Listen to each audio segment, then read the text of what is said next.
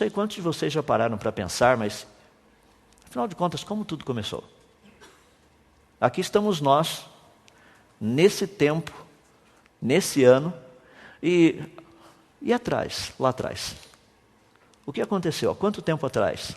Como que as coisas começaram? Qual foi o início de todas as coisas? Quando nós tratamos dessas questões das origens, vocês vão perceber que essas propostas não são propostas novas. Lá na Grécia Antiga, cerca de mais ou menos uns 600 anos antes de Cristo, já haviam discussões acaloradas a respeito dessas duas tendências principais. Tendências que nós chamamos de cosmovisão. Okay? Então, a cosmovisão criacionista e a cosmovisão naturalista. Havia um grupo de pensadores gregos que acreditava que o mundo e a vida teriam surgido espontaneamente. Já havia um outro grupo de pensadores gregos que diziam, não, o universo e a vida não surgiram espontaneamente. Isso daí só pode ter sido criado. Desses dois grupos, é muito interessante você notar alguns dos elementos, ou seja, alguns dos filósofos que participaram dessa discussão. Obviamente, nós estamos falando de séculos, mas a discussão era uma discussão extremamente pertinente. Por exemplo, nós temos Tales de Mileto, que foi um grande filósofo grego. Ele viveu cerca de mais ou menos 600 anos antes de Cristo. E o impressionante é que a frase que ele cunhou é usada até hoje, dentro da ciência. Tales de Mileto fez a seguinte proposta, que o mundo teria evoluído da água por meio de processos naturais. Essa não é uma proposta que foi apresentada um pouco mais de 150 anos atrás por Charles Darwin.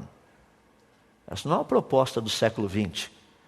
Essa é uma proposta que tem pelo menos 2.600 anos. Um outro, Empédocles de Agrigento, foi ele quem fez a seguinte proposta: sobrevive o que estiver melhor capacitado. Isso não é proposta que foi feita há 150 anos atrás, que Darwin propôs. Ou que talvez Malpertuis, aproximadamente cerca de uns 300, quase 400 anos atrás, teria proposto. Não, isso aí são propostas de 2.400, 2.500 anos atrás. Por outro lado, nós temos um grupo, que é o grupo dos que pensavam dentro do contexto criacionista, dizia o seguinte, não, o universo e a vida não poderiam ter surgido espontaneamente. Eles foram criados. E lembra que a discussão era uma discussão filosófica, não era uma discussão religiosa. Era filosófica. Dentro desses, um deles que acreditava no processo de criação do universo da vida, nós encontramos Platão. Da onde Platão tirou essa ideia de que o universo e a vida teriam sido criados? Ele disse algo muito interessante. Ele disse que as leis da natureza demonstram uma criação racional. Existe uma lógica muito forte por trás disso que eu gostaria de tentar mostrar para você como funciona. Deixe-me dar um exemplo bem simples. Você está dirigindo o seu carro. Se você virar a direção para o lado direito, o seu carro irá virar para que lado? O lado direito. Por quê? Porque existem leis que regem todo esse mecanismo de direção, forças e etc, coisa e tal, que quando você vira a direção para a direita, o carro irá virar para a direita. Pergunta, o que teria vindo primeiro, as leis ou o carro? A resposta é óbvia, as leis vieram primeiro. O carro foi feito baseado nas leis. Ou seja, o carro não seria a fonte das leis. Esse era o raciocínio de Platão.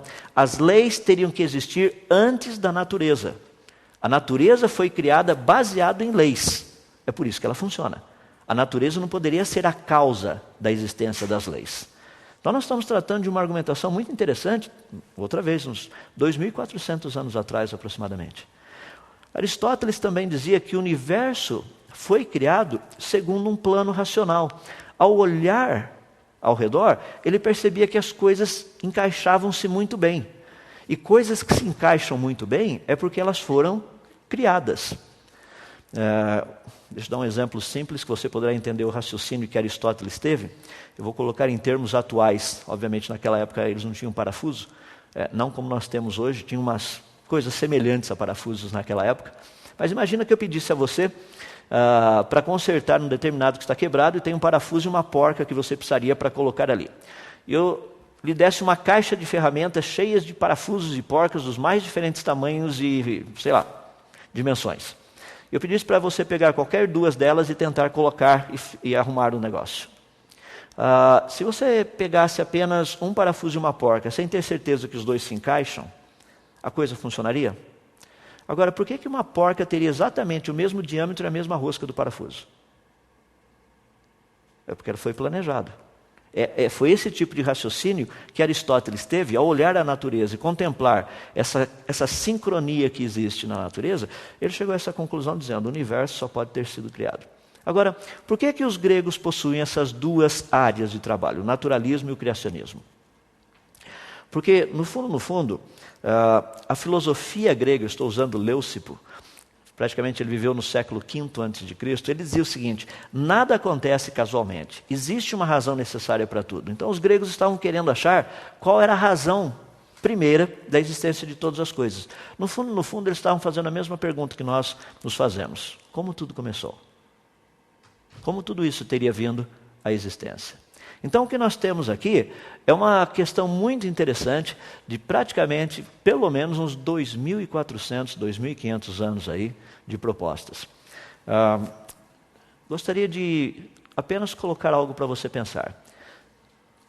Os naturalistas gregos ou os criacionistas gregos, qual desses dois grupos tinha razão? É muito interessante porque as pessoas chegam e falam assim: não, agora com toda a ciência que nós temos, fica fácil dizer qual dos dois tinha razão.